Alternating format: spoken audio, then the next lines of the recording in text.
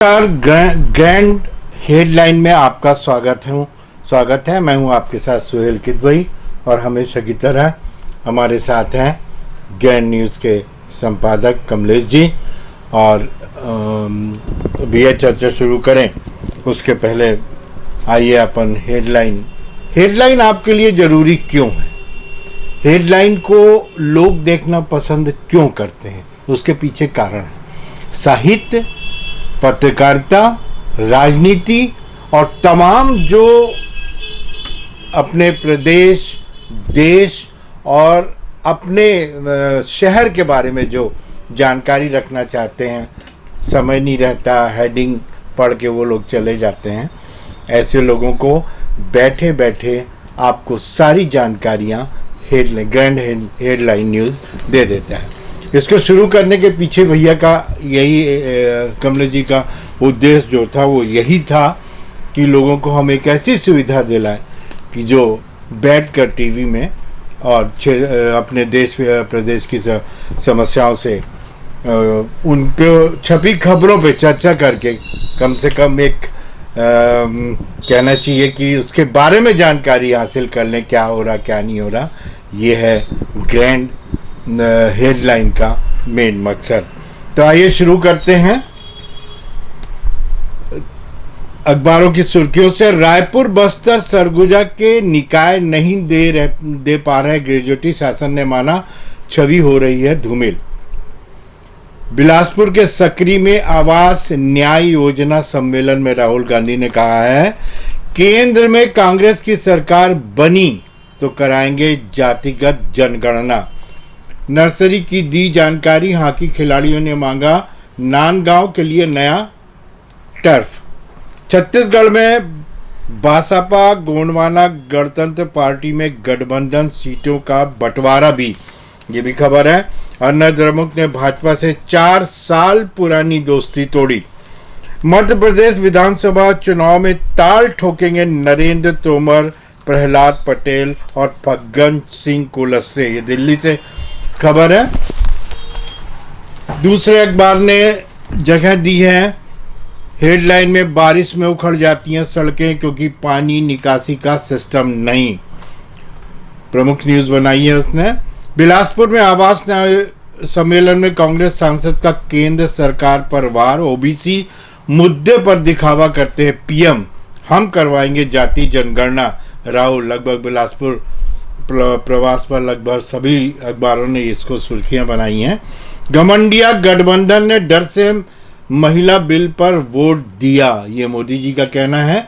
रायपुर में विमानों की नाइट पार्किंग की तैयारी, बन रहे 4 नए बेस। इंदौर में इस सुविधा से कनेक्टिविटी बढ़ी, सुबह समय पर फ्लाइट।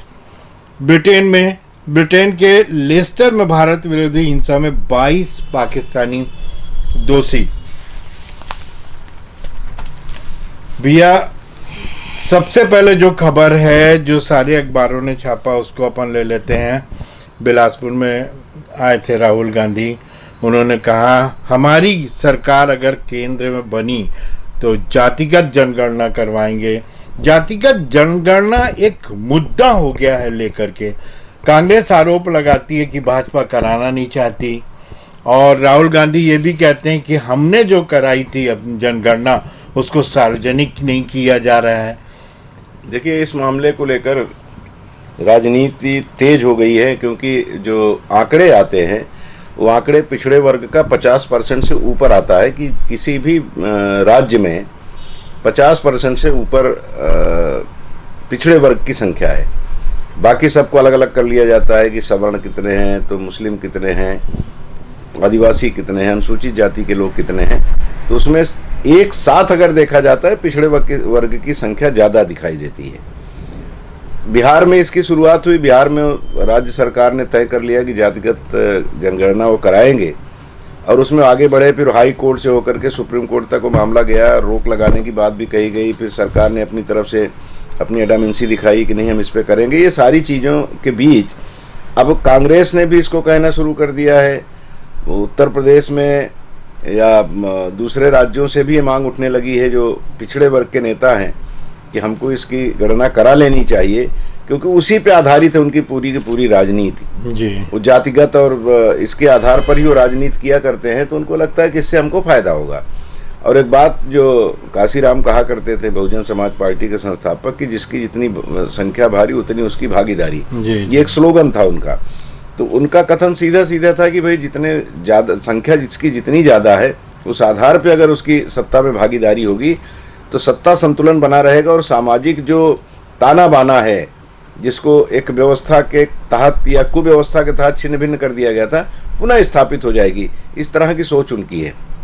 और सबसे बड़ी बात वही जो हमने कहा कि उनकी सोच तो सबसे पहले ये है कि उनको इसके रास्ते सत्ता प्राप्ति में सहूलियत होगी, इसलिए उसकी बात कर रहे हैं। अब राहुल गांधी जी चूंकि कांग्रेस पार्टी राष्ट्रव्यापी पार्टी है, राष्ट्रीय पार्टी है, तो इसके नेता का कथन तो इस सीधा सीधा इंगित करता है कि वो पूरे देश में लागू करने की बात होगी, क्योंकि राष्ट्रीय पार्टी है। जहाँ जहाँ उनकी सरकारें हैं जिस जिस प्रदेश में, वहाँ हमको जनगणना कराना चाहिए। अब छत्तीसगढ़ में भी भूपेश बघेल जो पिछड़े वर्ग से ही ताल्लुक़ रखते हैं, उनकी भी इच्छा अगर होगी तो कोई बुरी बात नहीं, क्योंकि 52-54% यहाँ भी पिछड़े वर्ग की संख्या है। तो ये राजनीतिक चश्मे से सब कुछ देखा जा रहा है, और जो किया जा रहा है वो राजनीतिक चश्मे राजनीतिक लाभ हानि के नफा नुकसान को दृष्टिगत रखते हुए ही किया जा रहा है। उसमें कोई मंशा इनकी ये नहीं कि पिछड़े वर्ग के लोगों का उत्थान हो जाए, कि दलितों का उत्थान हो जाए, कि आदिवासियों का उत्थान हो जाए, कि अल्पसंख्यकों का उत्थान हो जाए, या सवर्ण भी जो उसमें जो गरीब तबके के हैं उनका भी उत्थान हो जाए। उसके पीछे सीधा सीधा इनका सबसे पहला उद्देश्य होता है राजनीतिक लाभ लेना। तो राजनीतिक लाभ के हिसाब से काम हो रहा है। केंद्र में अब केंद्रीय चुनाव होना है, लोकसभा का चुनाव होना है 2024 में, तो अभी से वो विधानसभा चुनाव के जरिए वो साधा जा रहा है उसको कि लोकसभा चुनाव में भी हमारी स्थिति बेहतर। और मैं एक हेडिंग देख रहा था जो पढ़ रहे थे आप, केंद्र में कांग्रेस की सरकार बनी तो कराएंगे जातिगत जनगणना। तो कांग्रेस की सरकार बनी तो इस पे भी हो सकता है ट्विस्ट करना शुरू कर दें इस बात को भी लोग, कि जब आपने INDIA बनाया है, इंडिया जिसको कहा जाता है, तो कांग्रेस की सरकार की बात क्यों कर रहे हो? फिर आपको ये कहना चाहिए कि इंडिया की सरकार जब बनेगी तो हम ऐसा कराएंगे।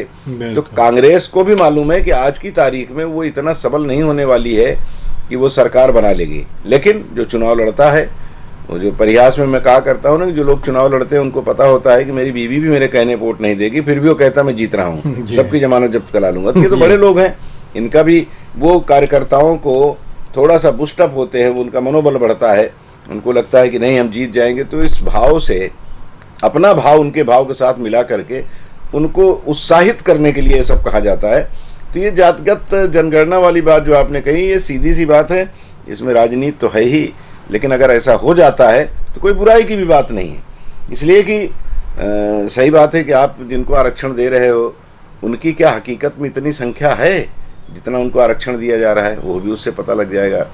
और जो जाति के आधार पर राजनीति करने वाले हैं, अगर उनके आंकड़े जो बताया करते हैं, क्योंकि किसी भी अभी चुनाव हो रहा है, छत्तीसगढ़ में चुनाव की तैयारी लोगों ने शुरू कर दिया है, तो जो लोग समाज के लोगों को बुलाते हैं नेता, उनसे थोड़ा सा राब्ता करने के लिए बातचीत करके हमें इसे एक रास्ता निकाले कि हमको चुनाव में हमारा साथ दें, तो किसी भी समाज से पूछेंगे तो अगर 50 समाज के लोगों को आप बुलाएंगे तो सब इतनी संख्या अपने अपने समाज की बताते हैं कि उतने वोटर ही नहीं होते।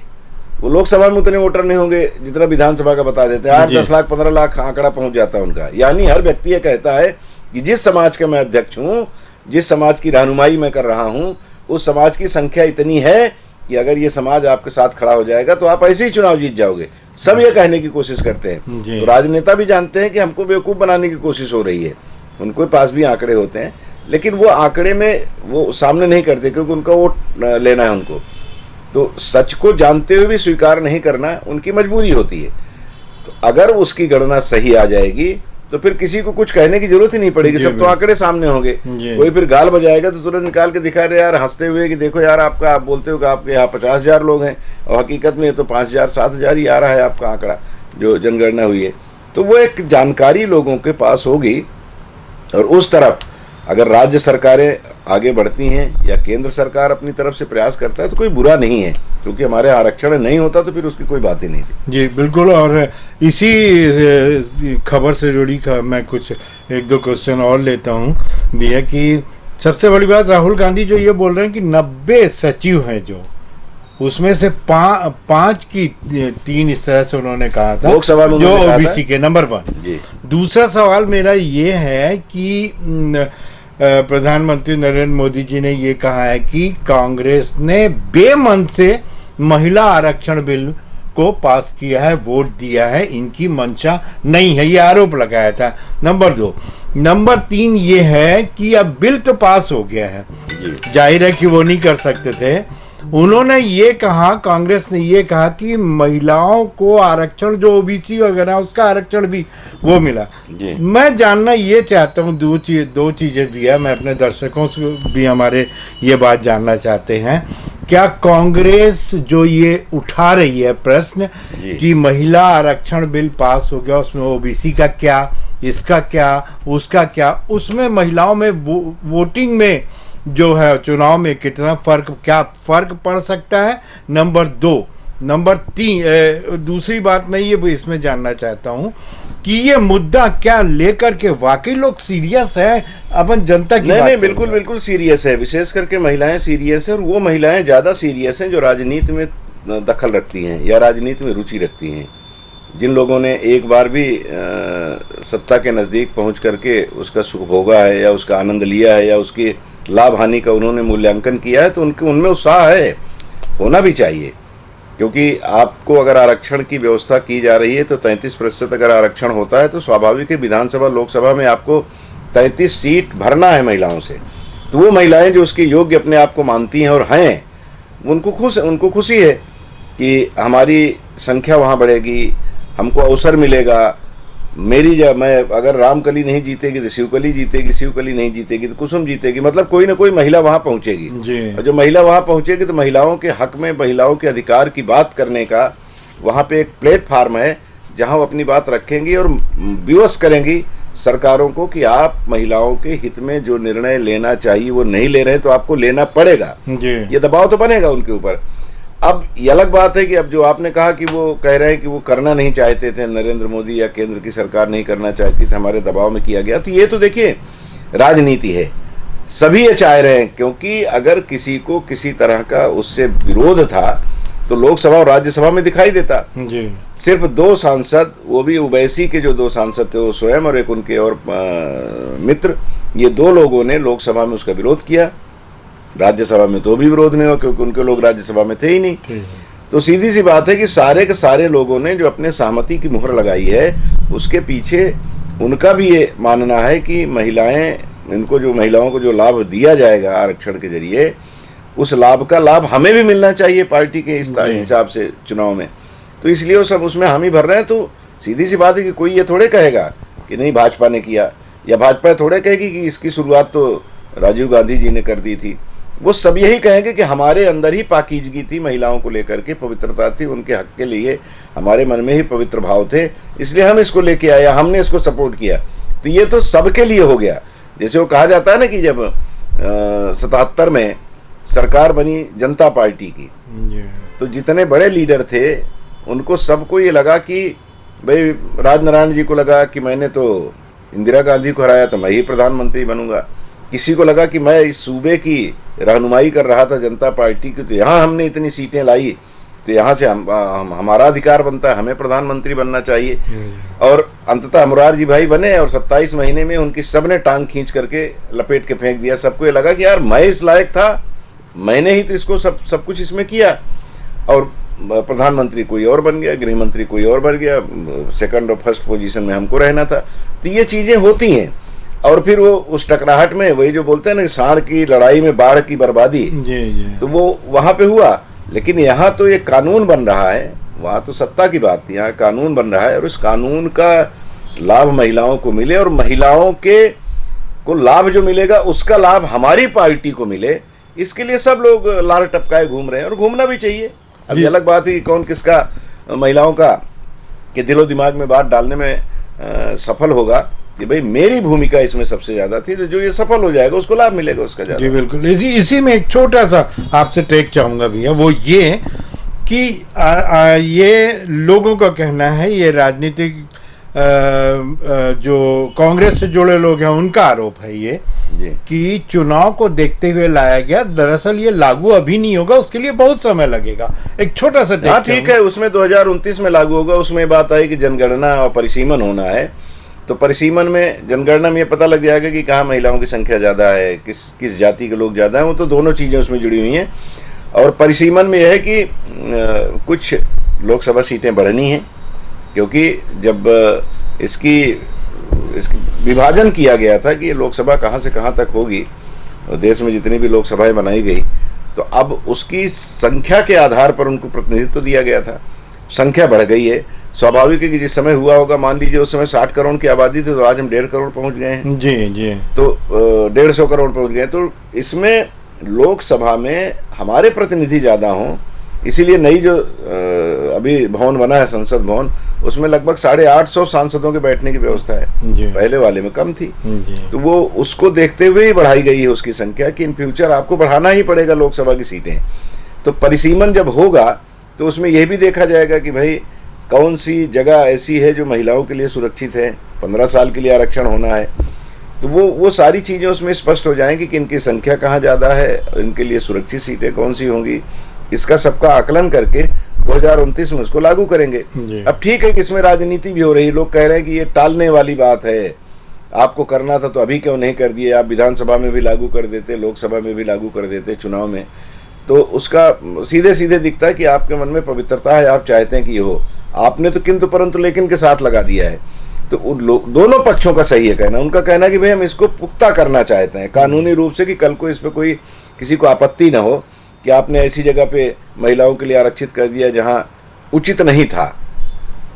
वो उसमें बहुत सारी चीज दलीलें दी जाती हैं जी। तो उनको कहने का अवसर नहीं मिलेगा, हम उसका आकलन कर लेंगे। और दूसरी तरफ ये जो लोग दलील दे रहे हैं, इनकी दलील भी अपनी जगह पे सही, की करना था तो आप इसको कर लेते, उसको बाद में सुधार सकते थे। तो सबके अपने अपने भाव हैं, और भाव में एक भाव जो आंतरिक रूप से छुपा हुआ है वो यही कि मैं कैसे अपनी पार्टी को इसका ज्यादा से ज्यादा लाभ दिला सकूं। ये दोनों का उद्देश्य है, पक्ष और विपक्ष का। जी, जाति जनगणना को लेकर के जो दोनों पक्ष की विचार हैं और जो वास्तविक सच्चाई है उसको कमलेश जी ने रखा।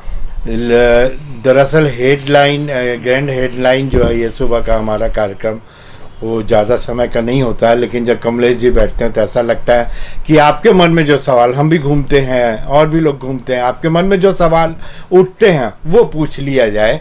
और यही एक ऐसा प्लेटफॉर्म है जहाँ पे कमलेश जी से खुल के बुलवाया जा सकता है, नहीं तो जनरली वो इतनी लंबी चर्चा नहीं करते हैं।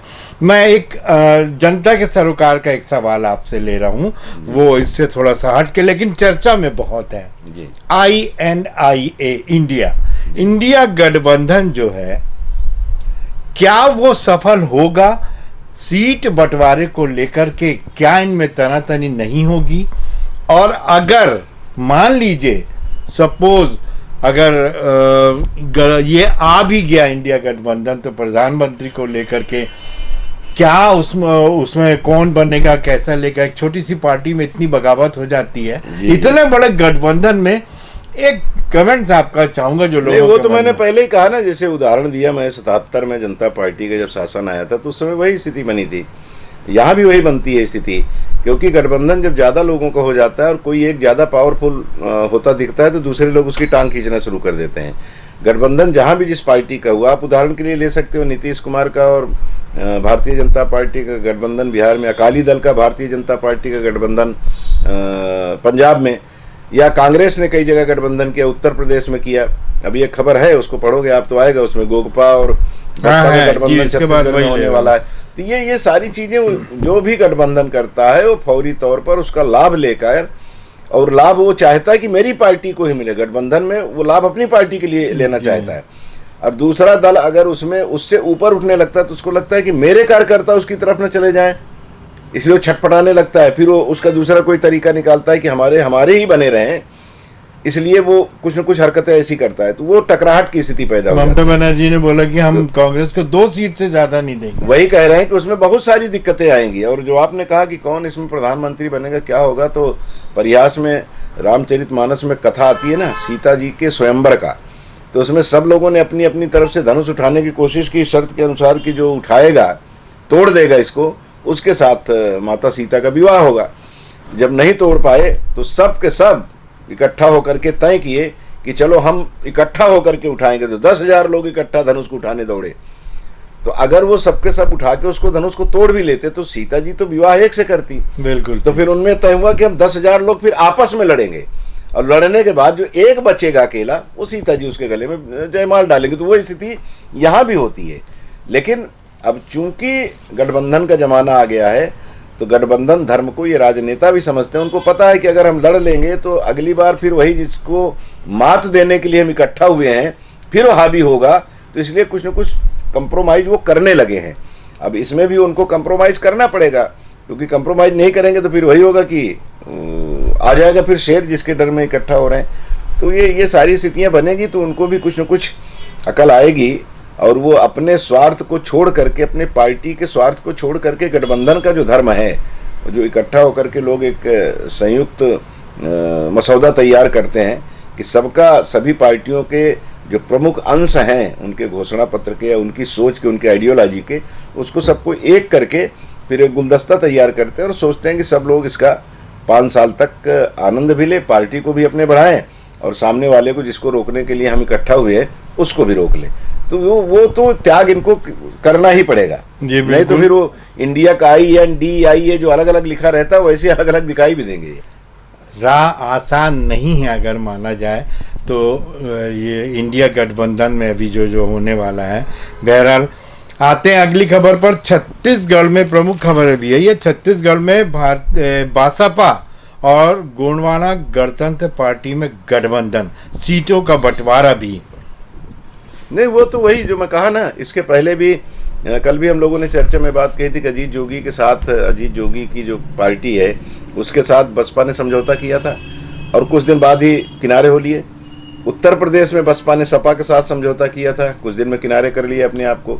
बहुजन समाज पार्टी ने उत्तर प्रदेश में भारतीय जनता पार्टी के साथ मिलकर के सरकार चलाई, कुछ दिन उसके बाद उससे अलग हो गए। तो वही बात कि इनको ये लगता है कि मिलकर के हम रोक तो लेंगे सामने वाले को, लेकिन कहीं इस रोकने के चक्कर में हमारी ही पैठ जो है या हमारे जो कार्यकर्ता हैं वही हमसे नाराज न हो जाए, हमारी जो धरातल है हमारा खिसक न जाए, इसलिए वो एक दूसरे को मात देने के चक्कर में लग जाते हैं।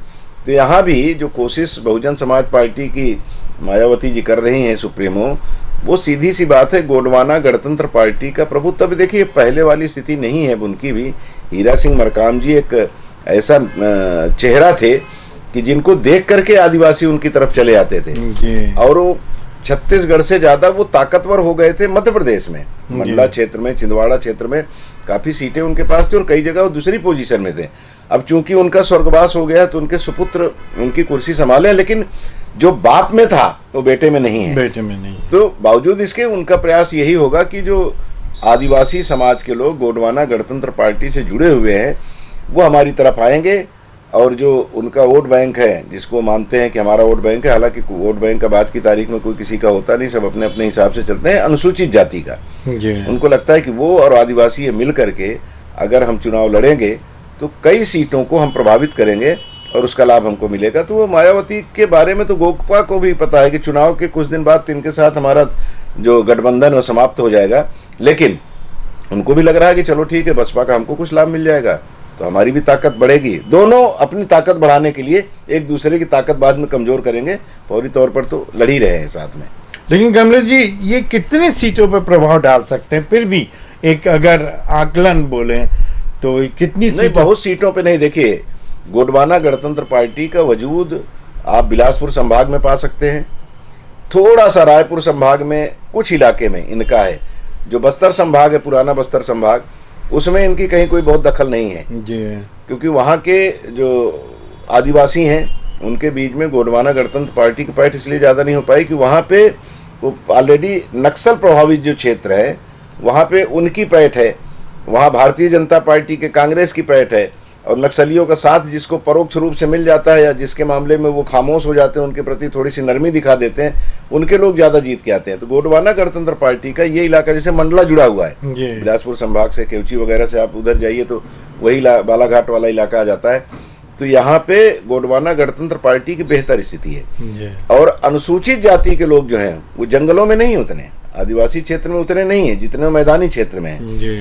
तो वो कोशिश इनकी यही होगी, मुझे जो लगता है कि जहाँ पे आदिवासी ज़्यादा हैं उसका लाभ बहुजन समाज पार्टी ले लेगी, और जहाँ पे अनुसूचित जाति के लोग ज़्यादा हैं वहाँ उसका लाभ गोंडवाना गणतंत्र पार्टी लेगी। तो इस उद्देश्य को लेकर के इन लोगों ने अपना गठबंधन तैयार किया होगा, मुझे ऐसा प्रतीत होता है। अब वो तो परिणाम बताएगा, लेकिन जो भी गठबंधन करते हैं वो सीधी सी बात है कि अपना अपना लाभ देखते हुए ही वो गठबंधन की ओर आगे बढ़ते हैं। जी बिल्कुल सही बात है, अपना अपना लाभ देखने के लिए गठबंधन करते हैं। अब आते हैं अगली खबर में। भैया ये खबर छपी है, अन्ना द्रमुक ने भाजपा से 4 साल पुरानी दोस्ती तोड़ी। जी। उसका अलग होना भी मायने रखता है, मतलब एक गठबंधन से एक और अलग हो गया एनडीए से। नहीं, वो तो देखिए वो जिस प्रदेश की आप बात कर रहे हैं 4 साल से गठबंधन। हाँ ठीक है, वो इसके पहले भी उनका गठबंधन था और टूट गया था।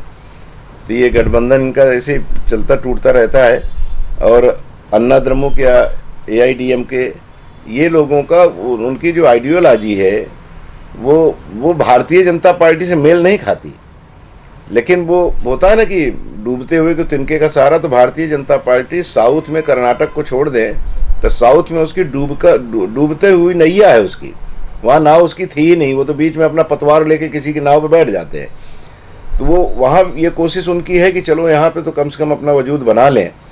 और उसी तमिलनाडु ने याद होगा आप लोगों को, जब 13 महीने की सरकार अटल बिहारी वाजपेयी जी की गिरी थी, तो उसी तमिलनाडु की जयललिता ने नाराज होकर के जब अपना समर्थन वापस ले लिया था, तो एक वोट से उनकी सरकार गिर गई थी। तो वो उनके यहाँ तो ये चलता है और बड़ी अजीब सी राजनीति वहाँ की होती है। कभी परिहास में हम लोग कहते हैं, मुझे याद आता है कि वहाँ के लोग किस तरह के होते हैं। भारतीय हैं वो भी, लेकिन क्षेत्र होता है ना, जैसे छत्तीसगढ़ में एक अलग संस्कृति, अलग लोगों का यहाँ मिजाज है, शांत धीर गंभीर। लेकिन आप वही उत्तर प्रदेश बिहार में चले जाओ तो जो बोलते हैं ना आबो हवा, तो आब और हवा, पानी और हवा, ये दोनों का बड़ा प्रभाव पड़ता है।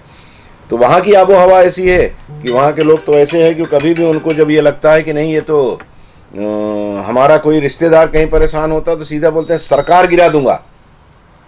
और ये दृश्य हमने भी महसूस किया था। प्रयास में आपको बता रहा हूँ, छोटी सी बात है।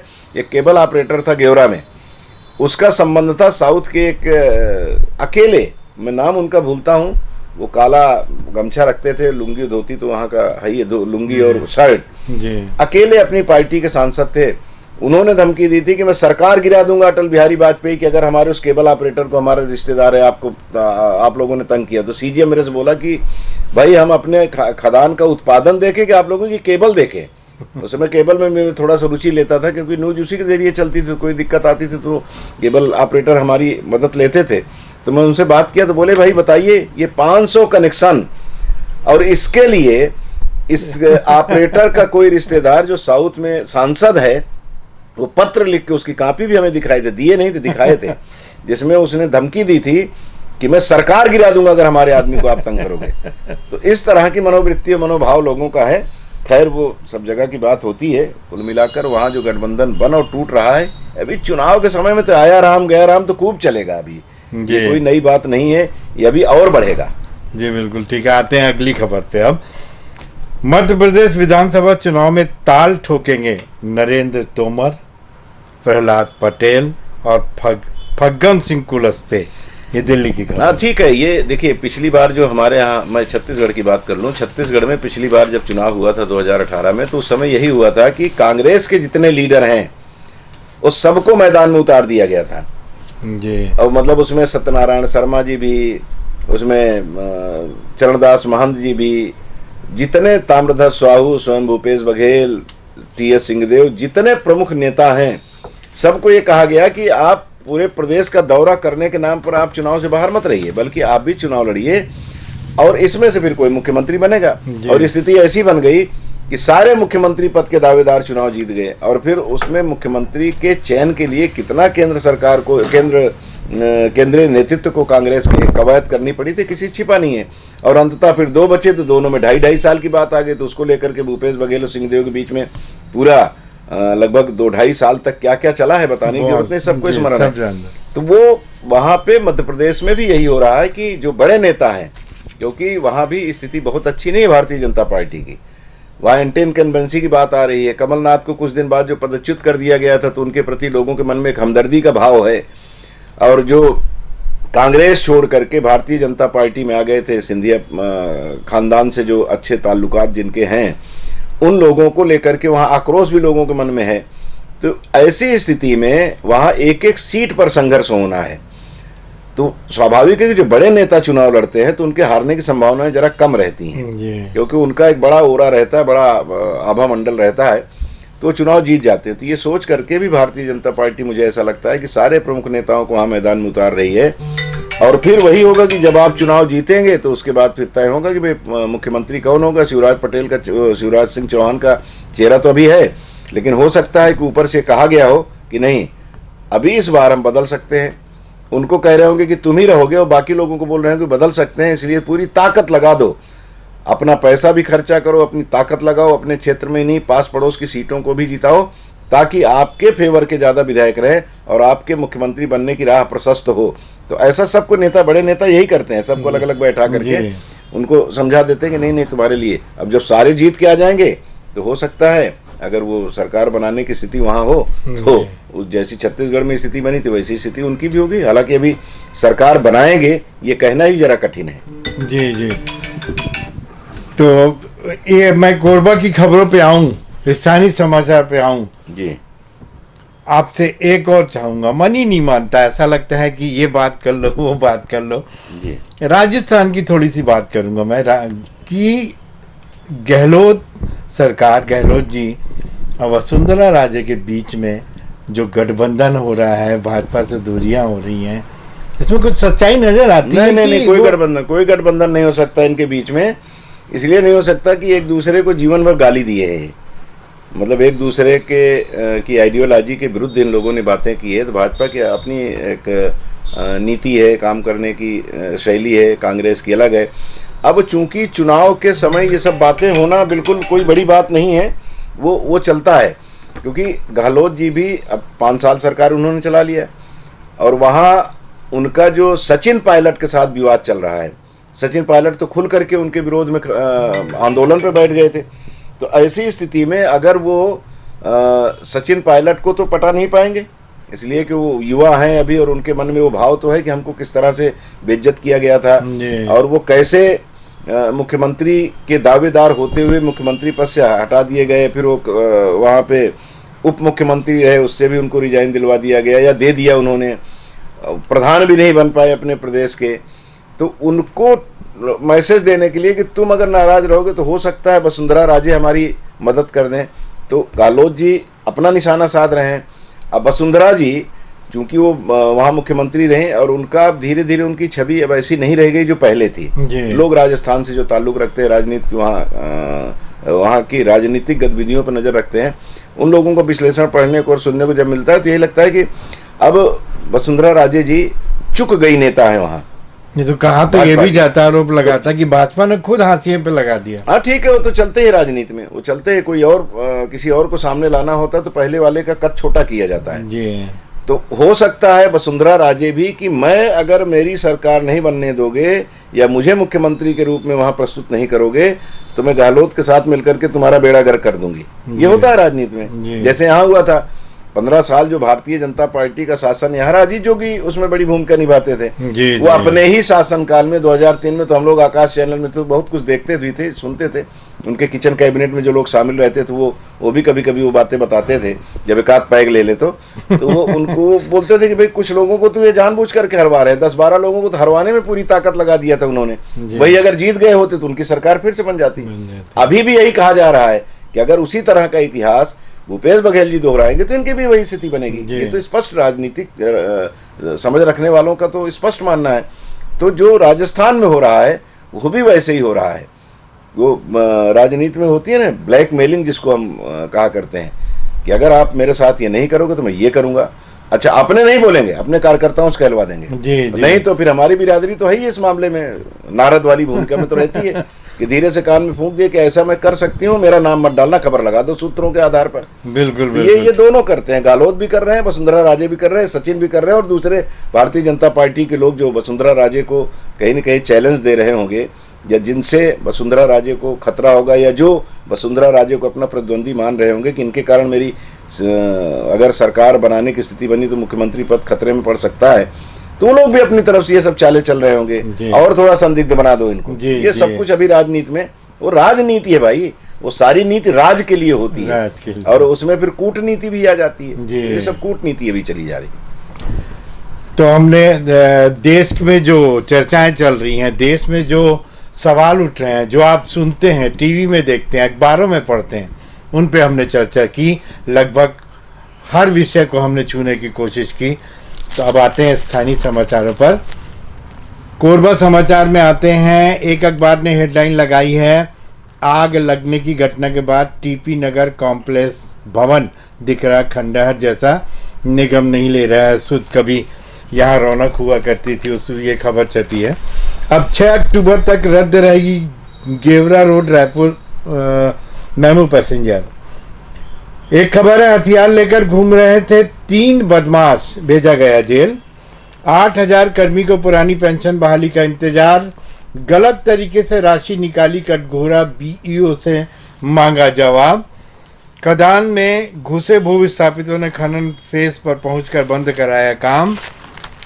एक दूसरे अखबार ने खबर लगाई है, 2000 का नोट बदलने अब 5 दिन शेष, जमा करवाने का ये आखिरी मौका। इस पे भी हम कमलेश जी का टेक लेंगे। डिफॉल्टर संचालकों को छोड़कर अन्य के खाते में 70% पहुंची बारदाने की राशि।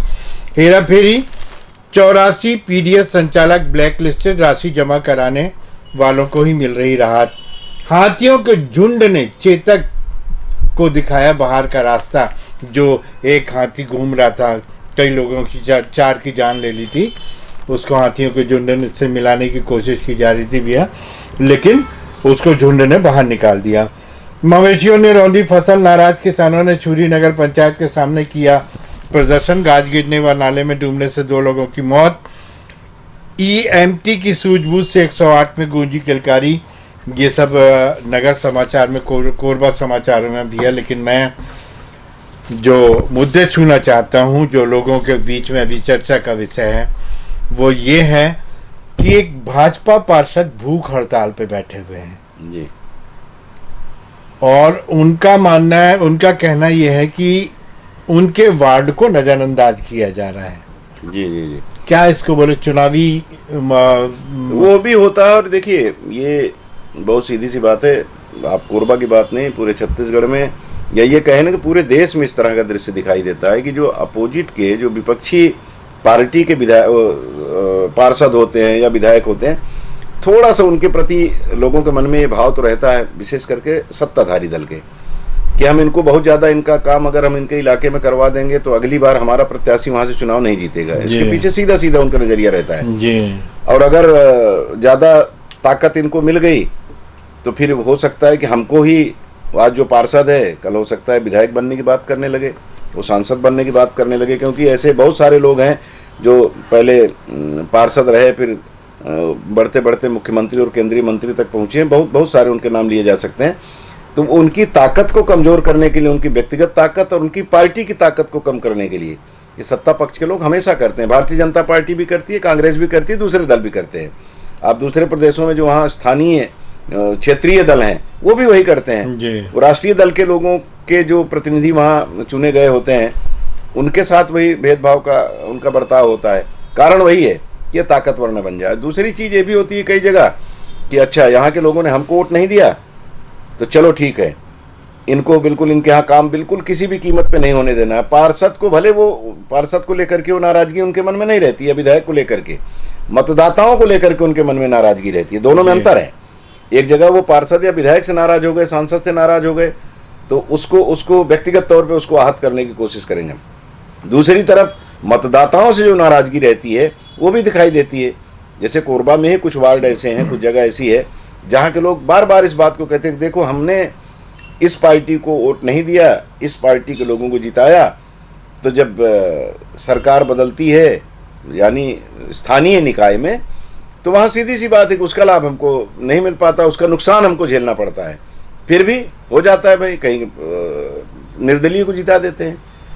कहीं भाजपा की सरकार रहती है लेकिन कांग्रेस का जीत जाता है, तो वहाँ उसको थोड़ा बहुत झेलना पड़ता है। कुछ लोग हैं, सबको नहीं कहा जा सकता, कुछ लोग हैं जो सबके साथ बैलेंस बना के चलते हैं जी।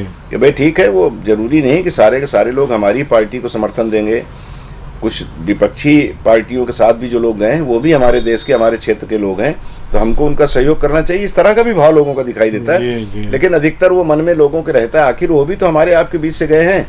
हमको और आपको अगर कोई कुछ कह दिया या हमने उससे सहयोग मांगा, सहयोग नहीं दिया, तो हमारे मन में भी उसके प्रति राग द्वेष पैदा हो जाता है। जी। वो भी राजनेता है, उनके मन में भी आ जाता है, लेकिन ये नहीं आना चाहिए। क्योंकि जब आप चुनाव जीतते हो तो आपको जो दायित्व सौंपा गया है पूरे क्षेत्र का, तो आपको फिर वो एक है ना, मुखिया मुख सो चाहिए, खान पान महुएक, तो मुख से हम जो खाते हैं तो वो पूरे शरीर को उसका लाभ मिलता है, जिसका जो अधिकार है, हक है। वो जो मेयर हों, चाहे विधायक हों, चाहे वो सांसद हों, चाहे वो मुख्यमंत्री हों, प्रधानमंत्री हों, सबको इस बात का ख्याल रखना चाहिए, रखते भी हैं लोग, रखना चाहिए कि भैया हम सबके प्रतिनिधि हैं और हमको सबके साथ न्याय करना है। तो यहाँ पे भी जो अजय गौड़ नामक एक पार्षद बैठा हुआ है आंदोलन में, अगर उसके क्षेत्र में काम नहीं हो रहा है तो चूंकि कांग्रेस की स्थानीय सरकार है, उसको भी, राजकिशोर प्रसाद जी को भी चाहिए कि वो उनके इलाके में भी जाके काम करे, क्योंकि वो तो, आप तो महापौर पूरे क्षेत्र के हो ना भाई। जी। आप पार्षद एक जगह से जरूर चुने हो, चुनाव जीते हो आप पार्षद के रूप में, लेकिन आप महापौर पूरे नगर निगम क्षेत्र के हैं। तो अगर मैं कह रहा हूं अजय गौड़ के बात में सच्चाई है तो फिर उसको दूर किया जाना चाहिए। अभी तो आपके पास एक 1.5 साल का समय है। आप अभी विधानसभा, फिर लोकसभा, उसके बाद आपका नंबर आएगा, तो आप नवंबर दिसंबर में अगले वर्ष आपके यहाँ चुनाव होना है, तो एक 1.5 वर्ष बचा हुआ है, जो इसमें आप काम कराइए। और आपके काम से अगर वहाँ के लोगों का दिल कांग्रेस की तरफ आ जाता है तो इसमें क्या बुराई है। आप कर करके उनका दिल, उनका मतहरण या उनका मत अपनी तरफ लाने की कोशिश करिए। वहाँ के लोगों को लाभ मिलेगा तो स्वाभाविक है कि वो खुश हो जाएंगे कि चलो भाई, अजय गौड़ से भी खुश हो जाएंगे, आपसे भी खुश हो जाएंगे, जिससे ज़्यादा खुश हो जाएंगे उसकी पार्टी को वोट दे देंगे। जी बिल्कुल। कमलेश जी की बात सुनकर हमको एक बात याद आ गई है कि हम लोग एक न्यूज़ कवर करने गए थे। एक बहुत ही प्रदेश के कद्दावर नेता हैं, बहुत बड़े नेता, मैं नाम नहीं लेना चाहूँगा उनका, ना ही किसी पार्टी का, ना किस पार्टी का, ये भी नहीं लेना चाहूँगा, लेकिन जो कमलेश जी ने जो बात कही वो मेरे आंखों के सामने घूम गई। एक फरियादी आया कमलेश जी उनके पास कि ये हमारी समस्या, इसको करिए, तो उन्होंने बुलाया, बोले क्यों, वहाँ से कितना वोट मिला था हमको उस पोलिंग बूथ से, तो पता ये चला, वहाँ के लोगों ने बताया था कि वहाँ बहुत कम वोट मिले जी। तो उन्होंने बोला चलो यहाँ से जाओ, अपना काम करो, तुम्हारे यहाँ से वोट नहीं दिए तुम लोग तो कोई काम का नहीं। तो ये बात कमलेश जी की साबित हो रही है, ये बात हो रही है। और दूसरी बात, ये बिल्कुल सही बात है कि वो आप पूरे निगम के मुखिया हैं, आपको एक एक वार्डों के साथ न्याय करना चाहिए। परंपरा तो यही कहती है, लेकिन राजनीति है, जैसा भैया बोल रहे हैं। बहरहाल भैया आते हैं दूसरी खबर पर। हालांकि खबर ये जो अभी चुनाव को लेकर के, हालांकि पुलिस मुस्तैद है जी। आनंद रखवार की घटना ले लें या उसको लेकर के जो बवाल हुआ, उसके बाद हथियारों के साथ जो लहराते हुए पकड़ा है, अभी आज के अखबार में भी आया है, घंटा घर में फिर मारपीट हुई है जी। तो ये जो मतलब शहर की हालत है, कहीं भी गुंडागर्दी, कहीं भी कुछ भी, इस पे क्या लगाम लगना चाहिए जल्दी? बिल्कुल लगना चाहिए। तो कोई भी व्यक्ति जिससे भी आप पूछेंगे सब यही कहेंगे कि असामाजिक तत्वों के विरुद्ध कठोर कार्रवाई की जानी चाहिए, और जो लोग इस तरह की बात, ऐसी हरकत करने की मनसा बना भी रहे हैं, उनके मंसूबे ध्वस्त हो जाएं, इसके लिए कठोर कार्रवाई करनी चाहिए। जैसे पहले होता था कि लोगों का जुलूस निकाला जाता, आरोपी पकड़ा गया, अपराधी पकड़ा गया, तो उसका जुलूस इसीलिए निकालते थे कि लोगों के लिए सबक हो, लोगों को लगे कि कल को अगर हम ऐसी हरकत करेंगे तो हमारे साथ भी ऐसा हो सकता है। उनकी पिटाई होती थी, लेकिन अब तो बहुत सारी बंदिशें लग गई हैं, पुलिस के डंडे भी अब कहीं किनारे खड़े कर दिए गए हैं, ज़्यादा मारपीट आप नहीं कर सकते हो। ये सब तमाम नज़ीरें हैं उसकी कि हाई कोर्ट ने या सुप्रीम कोर्ट ने इस तरह की व्यवस्था दी है कि आप मुलजिम के साथ ऐसा व्यवहार नहीं करेंगे वो बिल्कुल अपराधी ही बन जाए। तो ये लेकिन जो समाज में आज भी जो मान्यता है कि अगर वो बहुत सीधे हो जाएंगे ना पुलिस वाले, जैसा लोग एक तो कहते हैं ना कि सांप को काटना तो छोड़ देना चाहिए, लेकिन फुफकारना नहीं तो बच्चे उसको गले में डाल के घूमेंगे। तो उसको पुलिस जो है फुफकारना भी अगर बंद कर देगी तो काट तो सकती नहीं, लेकिन फुफकारना भी अगर बंद कर देगी तो अपराधी एकदम हावी हो जाएंगे, और अपराधियों का हावी हो जाना किसी भी समाज के लिए, किसी भी देश के लिए उचित नहीं होता। जो कुछ हम दृश्य कोरबा में देख रहे हैं उसमें कहीं ना कहीं कहने में कोई गुरेज नहीं है कि पुलिस की लापरवाही इसका बहुत बड़ा कारण है। उनको कठोर होना पड़ेगा।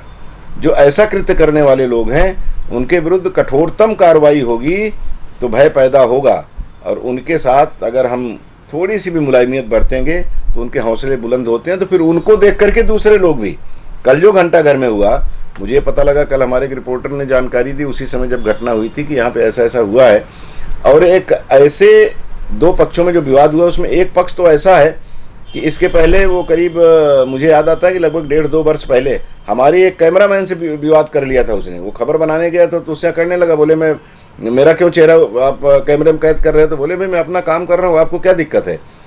बोले नहीं तो हमारा नहीं ले सकते। तो बोले आपका है भी नहीं इसमें। फिर भी वो झंझट किया, फिर हम लोग गए तो वो भागे, और उसके खिलाफ फिर पुलिस से हमने कंप्लेंट भी कराई। तो वही लोग फिर से 5-7 लोग मिलकर के कल जो मारपीट की है गोकुल नगर के कुछ लोगों के साथ, और ये पता लगा है कि उसमें गोकुल नगर के 2 बच्चों को काफ़ी चोट आई है, वो एनकेएच में कृष्णा हॉस्पिटल में भर्ती हैं। अभी आपको दोपहर की खबर में उसे बताएंगे।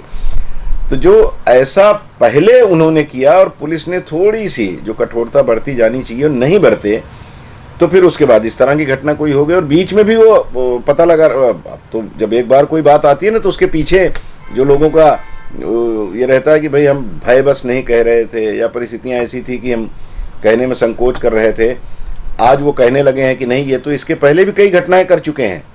इसका मतलब है कि कार्रवाई कहीं ना कहीं कठोर होनी थी, नहीं हुई, उनके हौसले बढ़ गए, और कल वो खुलेआम यहाँ पे गुंडागर्दी कर रहे थे। तो ऐसे तत्वों को वो उनका सिर नीचे झुके, भय उनके मन में पैदा हो, तो उसके लिए तो एक ही डंडा काफ़ी है, पुलिस का। और पुलिस का डंडा नहीं मार सकती, लेकिन कठोर कार्रवाई तो कर सकते हैं। और जब एक बार वो जेल ओल की यात्रा करके आएंगे तो या तो बहुत बड़े दाऊद इब्राहिम बन जाएंगे, और नहीं तो फिर चुपचाप वो बिल में घुसे बैठे रहेंगे। तो बिल में ही घुसे बैठे रहें, ये सबसे उत्तम होता है। उनके विरुद्ध कार्रवाई कठोर होनी चाहिए। और पुलिस को तो मेरा मानना है कि थोड़ा सा अपना जो पुराना रूप है ना, उस रूप में रहना चाहिए कि अगर गलत है तो फिर लट्ठ बजा दो। हो सकता है कानूनी रूप से गलत हो ये, लेकिन अगर गलत दिख रहा है और उसके चश्मदीद गवाह हैं, तो फिर तो उनके साथ किसी तरह का भैया बाबू वाला व्यवहार नहीं होना चाहिए। फिर तो उनके पास जो फागुनी शब्दों को इस्तेमाल करते हैं ना, वही वाली भाषा पुलिस की ठीक है, तभी लोगों के मन में भय पैदा होगा। बिल्कुल। कमलेश जी का जो, अगर कमलेश जी की बात माने तो कोरबा शहर अपना है, आपका है, और अगर पुलिस का डर अपराधियों में रहेगा तो बेशक शांति आपके लिए, हमारे लिए, हमारी माँ बहनों के लिए है। ये विशेषकर इसीलिए इस मुद्दे को उठाया हूँ क्योंकि कोरबा शहर के अमन से जुड़ा मामला है कमलेश जी, और इसको वास्तव में गंभीरता से लेने की जरूरत है। हालांकि चुनाव चल रहे हैं, पुलिस भी थोड़ा सा सक्रिय है, तो ऐसे समय आपराधिक गतिविधियों में जो लोग संलिप्त होते हैं, जिनका रिकॉर्ड इस तरह का होता है, पुलिस उनके खिलाफ कार्रवाई करती है, हर चुनाव में होता है। जी कार्रवाई करती है। लेकिन अभी जो हमारा पहले कोरबा शांत रहा करता था, एक छोटी सी घटना नहीं, वही रहे। टोटल लब्बो-लुआब यही है कि आपके शहर में अमन शांति के लिए पुलिस को मुस्तैद रहना पड़ेगा। आते अगली खबर के लिए भी, एक जो आग लगी थी ये टीपी नगर कॉम्प्लेक्स में जी, वो अखबार लिख रहा है कि खंडहर जैसा हो गया। हालांकि बहुत ही बड़ी घटना थी वो, और बहुत ही व्यावसायिक कॉम्प्लेक्स सा, और बहुत ही रौनक रहा करती थी। देखिए वहाँ आरोप ये लगा है कि निगम नहीं ले रहा है सूद। देखिए जब वहाँ से गुजरते हैं ना उस घटना के बाद, तो स्वतः नज़रें उस तरफ जाती हैं और बड़ी पीड़ा होती है कि देखिए कितनी अच्छी दुकानें यहाँ पे हुआ करती थी, रौनक रहा करती थी, आज वो खंडहर हो गया है।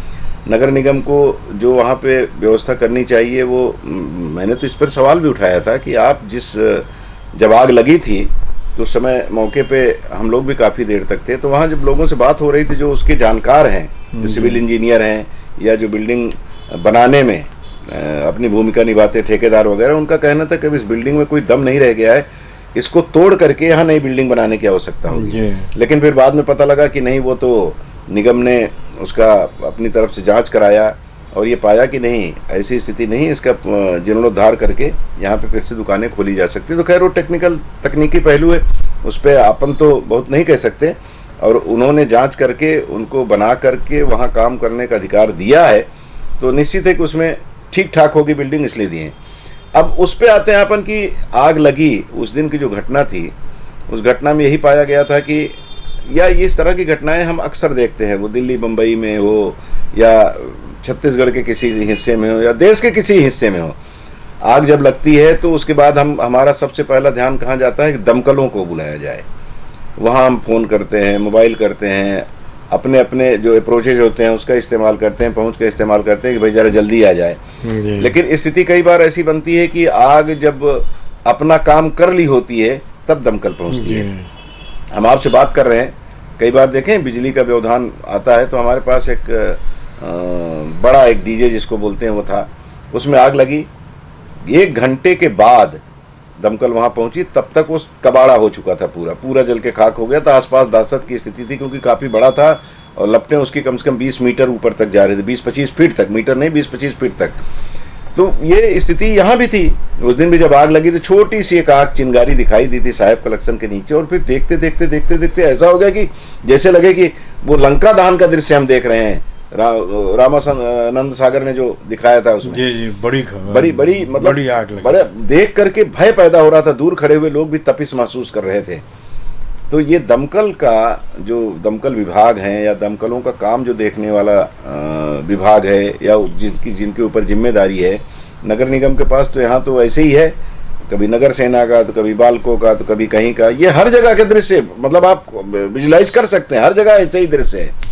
तो मैं तो ये कहता हूँ दमकल वाले मामले में एक शेर बड़ा अच्छा याद आता है मुझे, मैंने माना कि तगाफुल न करोगे, लेकिन तगाफुल मतलब होता है विलंब, देर। मैंने माना कि तगाफुल न करोगे लेकिन देर हो जाएगी पर तुमको खबर होने तक। यही होता है दमकल के मामले में कि उनको हम जानकारी देंगे, जानकारी उनके पास पहुंचेगी, तो कभी कभी उसमें विलंब हो जाता है। फिर वहां से निकले वो जगह घटना स्थल तक पहुंचने में उनको विलंब हो जाता है, तब तक सब कुछ खाक हो जाता है। तो इसको कई बार हम लोग मान लेते हैं कि प्राकृतिक आपदा है या ईश्वर हमसे नाराज हो गए या हमारे आराध्य देव नाराज हो गए, इसलिए हमको ये नुकसान होगा, ये कह करके हम अपने आप को शांत जरूर करते हैं। लेकिन ये जिम्मेदारी जिन विभागों के ऊपर होती है, जिस विभाग के ऊपर होती है, जिन लोगों के ऊपर होती है जो इसके लिए जिम्मेदार हैं, उनको थोड़ा सा सजग रहना पड़ेगा। क्योंकि एक हकीकत है और कहावत भी है कि अगर आपके घर में, हमारे घर में डकैती हो जाए, लूट हो जाए, तो कुछ न कुछ बचेगा। लेकिन अगर आग लगती है ना, कुछ भी नहीं बचता, झाड़ू भी जल के खाक हो जाती है और राख को हटाने के लिए भी कहीं से हमको झाड़ू लाना पड़ता है। तो इससे बड़ी घटना और कुछ नहीं होती किसी के जीवन में आग लगने जैसी। तो आग किसी के घर में ना लगे, अगर लग जाए तो फिर उस पर नियंत्रण जल्दी से जल्दी हो, ये कोशिश जरूर नगर निगम हो, नगर पंचायत हो, ग्राम पंचायत हो, जो भी इसके लिए जिम्मेदार हैं, उनके पास इतनी व्यवस्था होनी चाहिए।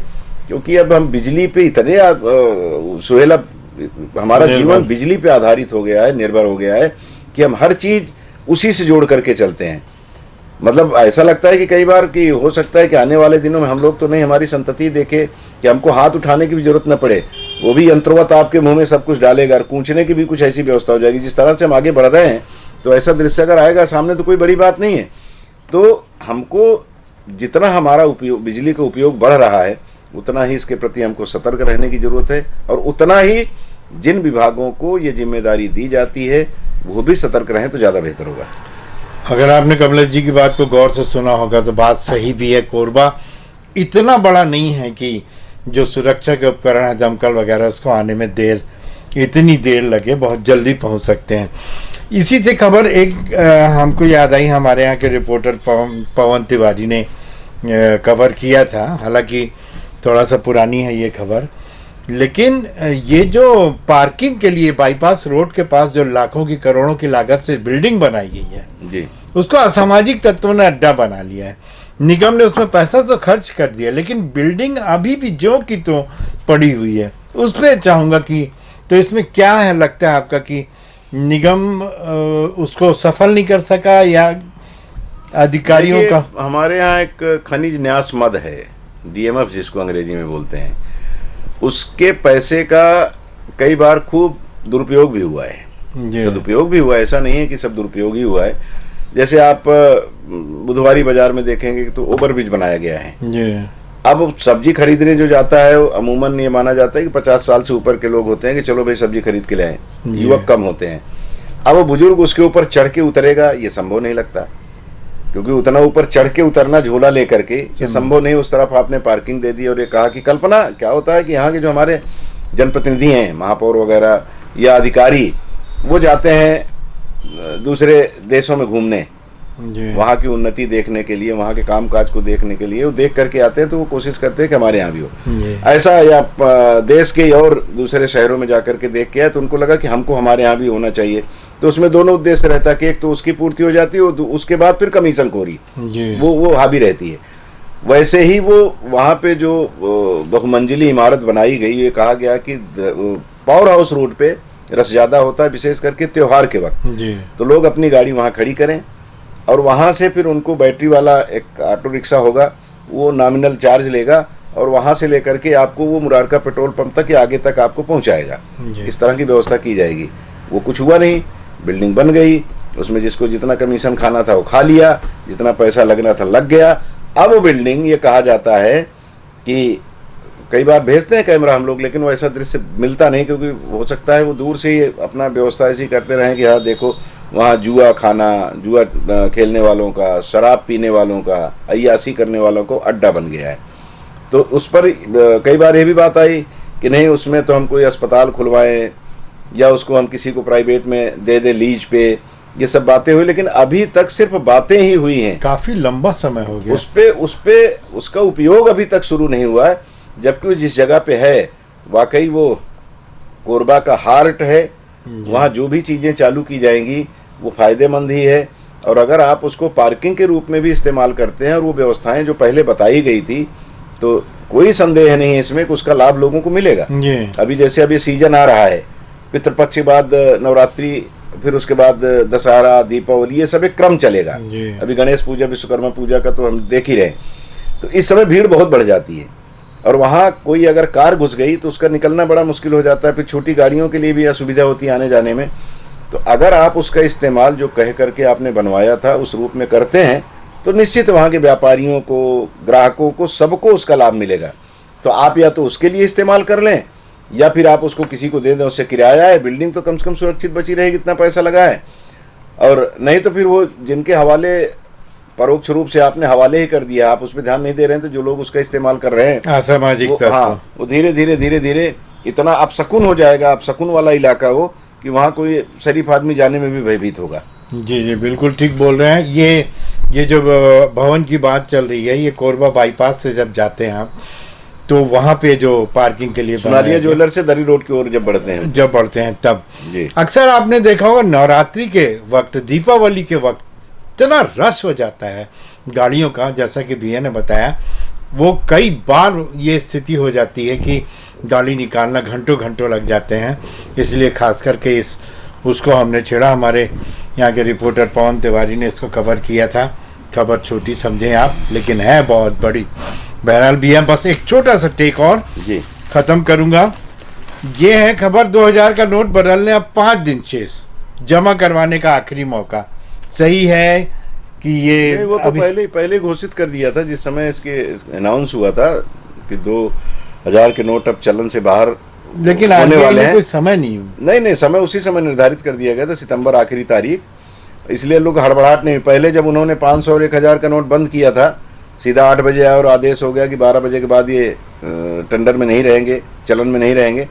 तो उसके बाद जो दृश्य देश ने देखा था, उस दृश्य की पुनरावृत्ति न हो, इसलिए इस बार इन्होंने 4-5 महीने का समय लिया। और जिनके पास भी 2000 के नोट थे, और मुझे लगता है कि आम आदमी के पास तो 2000 के थे ही नहीं, वो कमबख्त कहाँ से 8 नोट मेरे पास भी आ गए थे। किसी ने कहा कि भैया ये चलेगा नहीं, आप लोग कहीं चला लोगे, तो मैं भी एक परिचित को दे दिया। मैं बोला भैया दे दे यार, नहीं तो गरीब आदमी को नुकसान हो जाएगा। तो ये 2000 के नोट तो उन्हीं लोगों के पास थे ना, जिनके पास खूब हराम की दौलत आती है, खूब रिश्वत लेते हैं। वो लोग इसको इकट्ठा करके अपने यहाँ बंद करके रखे थे, क्योंकि बीच में ऐसे छापे भी पड़े थे ना कई बार, पश्चिम बंगाल में या दूसरी जगह करोड़ों रुपए निकले, वो 2000 के नोट ही थे। तो वो तो सारे ब्लैक मनी में तब्दील हो गए थे। तो उसको बंद करके सरकार ने जो कदम उठाया अपनी तरफ से, ठीक ही है, क्योंकि आम आदमी को उससे बहुत ज़्यादा लेना देना नहीं था। अब जिनके पास भी है 5 दिन का समय है, तो भैया जो हमारे जो दर्शक हैं जो इस कार्यक्रम को रोज बड़े प्यार से देखा करते हैं, उनसे आग्रह है कि एक आध दो कहीं हो ना तो उसको आज जरूर निपटवा लीजिए। 5 दिन का इंतजार मत कीजिए, नहीं तो आखिरी में होता है ना कि सब आखिरी दिन देखेंगे तो उस दिन ज़्यादा गड़बड़ हो जाता है। जैसे हम लोग बोलते हैं ना कि संडे को ये काम कर लेंगे, तो थोड़ा करते करते संडे को इतना काम हो जाता है कि फिर वो हो ही नहीं पाता। तो आखिरी दिन के चक्कर में मत पड़िए। अगर आपके पास 1, 2, 4, 10, 20 है जो भी, तो उसको आप तत्काल खपत करा लीजिए उसकी, नहीं तो आपको नुकसान होने वाला है। 2000 का नोट अगर आपके पास है तो ग्रैंड हेडलाइन में कमलेश जी ने आज आपको आगाह कर दिया, उसको बदल लें वरना नुकसान में होंगे। और वो जिनको मालूम नहीं उनको भी बता दें। खबरें बहुत हैं लेकिन समय हमको उसकी इजाज़त नहीं दे रहा है, इसीलिए हेडलाइन को ही समाप्त करते हैं। आप लोगों का दिन शुभ हो। आपने हमारा कार्यक्रम देखा, हेडलाइन देखा, उसके लिए आपका बहुत बहुत धन्यवाद। धन्यवाद आपको। नमस्कार।